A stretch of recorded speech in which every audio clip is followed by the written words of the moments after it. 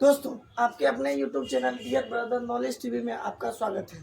दोस्तों, हम लोगों ने पिछले क्लास में रोमन संख्या से संबंधित कुछ जानकारी प्राप्त की थी, जिसमें से कुछ छोटी परंतु मोटी बातों के बारे में हम लोगों ने जाना, जिसमें कुछ महत्वपूर्ण बातें जैसे कि रोमन संख्या क्या है, रोमन संख्या की उत्पत्ति कहाँ से हुई और हमारा भारतीय संख्या पद्धति में रोमन संख्या का क्या महत्व है, इसके बारे में हम लोगों ने जाना।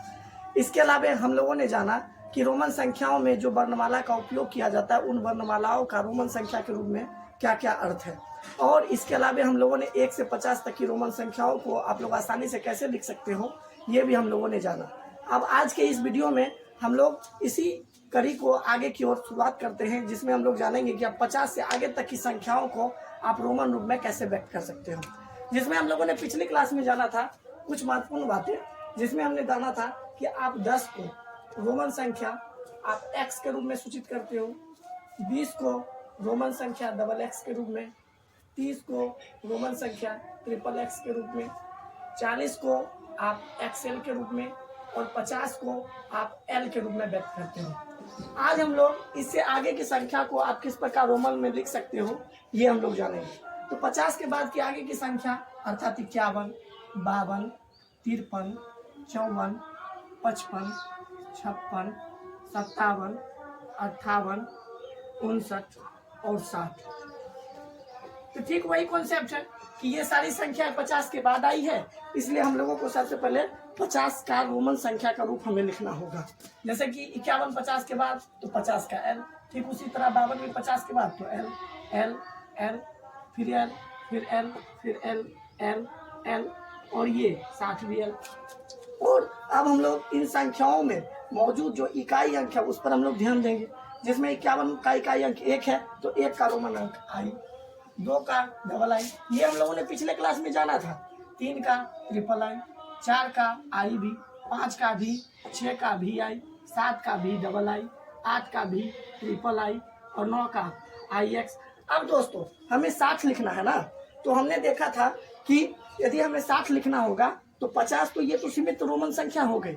अब 50 में यदि आप 10 जोड़ते हो तब आपको 60 आप आसानी से लिख सकते हो, और 10 के लिए रोमन अंक होता है x, और हम 50 में 10 जोड़ना चाहते हैं ना दोस्तों, तो उसके लिए हमें x को l के ठीक आगे लिखना होगा, ना कि पीछे, क्योंकि हम जानते हैं कि जोड़ने के लिए रोमन संख्याओं को हमें आगे लिखना पड़ता है और घटाने के लिए पीछे। जैसे कि हमने देखा था 40 को लिखने के लिए आप 50 का रोमन अंक लिखा था L, और हमें 40 लिखना था, इसलिए 50 में आप 10 घटाए हो, इसलिए 10 का रोमन रूप x आपने L के ठीक पीछे लिखा। अब हम लोगों को 60 लिखना है, तो 60 के लिए आपको 50 में 10 जोड़ना होगा ना, तो 10 के लिए रोमन अंक x होता है। इस प्रकार L के आगे आप यदि x रख देते हो तो ये आपको 60 का रोमन रूप हो जाता है। इसके आगे आप लोग यदि 61, 62, 63 इस तरह की संख्याओं का आप लिख सकते हो, जो कि आप आसानी से लिख सकते हो। हम लोग कुछ ही संख्याओं को देख लेते हैं। जैसे आप 65 आदि आप लिखना चाहते हो तो 65 तो 60 के बाद आया ना दोस्तों, तो ठीक उसी तरह आप 60 का पहले रोमन रूप LX, और इकाई अंक यहाँ 5 है तो इसलिए आपको 5 का रोमन रूप भी डालना होगा। ठीक उसी तरह आप इसी तरह की संख्याओं को भी लिख सकते हो। फिर यदि हम 70 को देखते हैं तो 70 पुनः हम जानते हैं कि 50 के लिए रोमन रूप L होता है।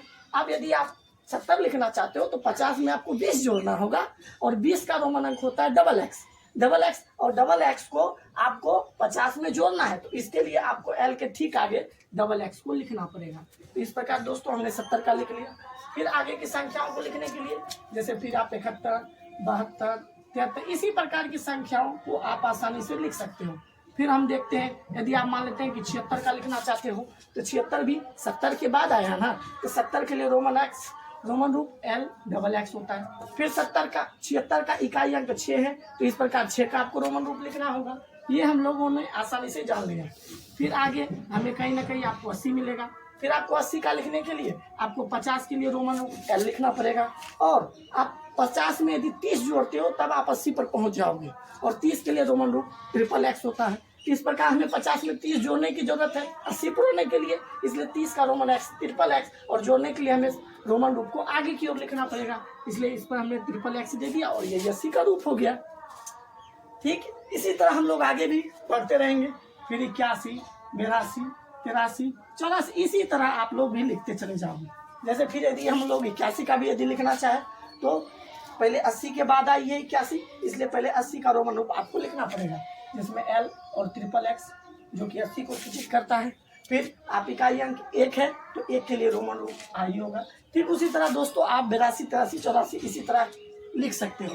अब आप इसी कड़ी में यदि आप 81, 82, 83 को लिखते हुए यदि आप 89 को लिखना चाहते हो तो 89 पहले 80 के बाद आया है तो आपको 80 का रोमन रूप L ट्रिपल एक्स देना पड़ेगा, क्योंकि ये 50 L को सूचित किया और ये ट्रिपल एक्स 30 को सूचित किया। इस प्रकार 50 में 30 जोड़ेंगे तो 80 हो गया। अब हमको लिखना है 89 ना, तो 80 तो लिख दिए। अब ये इकाई अंक 9 है 89 में, तो 9 के लिए हम जानते हैं कि रोमन एक्स रूप आई एक्स होता है। इस प्रकार यदि आप 90 को लिखना चाहते हो तो दोस्तों 90 को लिखने के लिए आपको 100 का रोमन रूप आना बहुत ही जरूरी है। तो उसके लिए हम जानते हैं, पिछले वीडियो में ही हम लोगों ने जाना था कि 100 का रोमन रूप सी होता है। 100 का रोमन रूप सी होता है। अब 100 से आपको 90 लिखना है ना, तो इसमें अब घटाने वाली बात हो गई, क्योंकि 100 में से यदि आप 10 घटाते हो तब आप 90 पर पहुंचते हो। तो 90 लिखने के लिए आपको 100 में से 10 घटाना होगा, और 10 का रोमन रूप हम जानते हैं कि x होता है। तो सबसे पहले 90 लिखने के लिए आप 100 का रोमन रूप सी लिखिए। अब आपको 10 घटाना है ना दोस्तों, तो उसके लिए आप 10 का रोमन रूप x को आपको c के ठीक पीछे लिखना होगा, क्योंकि घटाने के लिए पीछे लिखना है। तो इस प्रकार आप XC के द्वारा आप 90 को सूचित कर सकते हो। अब हम लोगों ने जाना कि 90 को XC के द्वारा और 100 को C के द्वारा सूचित करते हैं। फिर यदि आप 90 और 100 के बीच आने वाली संख्या जैसे 91, 92, 93 इसी प्रकार यदि सारी संख्याओं को यदि आप लिखना चाहते हो तो आपको लिखना पड़ेगा। तो उसके लिए आप क्या करोगे, फिर 91 90 के बाद आया है तो 90 का रोमन रूप XC, और उसमें 91 का इकाई अंक 1 है तो इस प्रकार 1 का रोमन रूप आई होता है। तो अर्थात XCI के द्वारा आप 91 को सूचित करोगे। ठीक इसी तरह आप सारी संख्याओं को लिख सकते हो। फिर यदि 100 से पहले यदि आपको 99 का लिखना हो तो 99 भी 90 के बाद आया है दोस्तों, तो 90 के लिए आपको XC लिखना पड़ेगा। XC के द्वारा 90 को सूचित करता है। अब हमको 99 का इकाई अंक 9 है तो 9 के लिए हम जानते हैं कि IX होता है। इस प्रकार XCIX के द्वारा आप 99 को सूचित करते हैं और 100 को आप C के द्वारा सूचित करते हैं। इस प्रकार हमने देख लिया कि अब आप इस वीडियो में 51 से लेकर 100 तक की संख्याओं को के रोमन रूप को आप किस प्रकार आसानी से लिख सकते हो। तो इसमें कुछ चीजें जो याद रखने योग्य है। इस प्रकार आप 60 का रोमन रूप LX इसे याद रखोगे, 70 का रोमन रूप LXX, 80 का रोमन रूप L ट्रिपल एक्स, 90 का रोमन रूप XC। ठीक उसी तरह 100 का रोमन रूप आपको C याद रखना होगा, क्योंकि इन्हीं संख्याओं की सहायता से, इन्हीं संख्याओं के रोमन रूप की सहायता से आप अगले संख्याओं के रोमन रूप को आपने आसानी से लिख लिया है। तो दोस्तों हम लोगों ने जाना कि अब तक आप 1 से लेकर 100 तक की संख्याओं के रोमन रूप को आप कैसे लिख सकते हो। उनसे जुड़ी कुछ मुख्य बिंदु हैं, जैसे कि 10 का रोमन रूप आप X लिख सकते हो, 20 का डबल X, 30 का ट्रिपल X, 40 का XL, 50 का L, 60 का LX, 70 का L डबल X, 80 का L ट्रिपल X, 90 का XC और 100 का C। ये वही मुख्य बिंदु हैं जो आपको 1 से लेकर 100 तक की संख्याओं के रोमन रूप को लिखने में आपकी मदद करेगी। तो दोस्तों अब हम लोग इससे आगे तक की संख्याओं के रोमन रूप को लिखने के लिए हम लोग अगले वीडियो में मिलेंगे।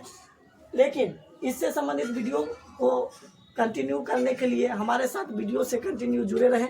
तब तक के लिए जय हिंद, जय भारत, वंदे मातरम।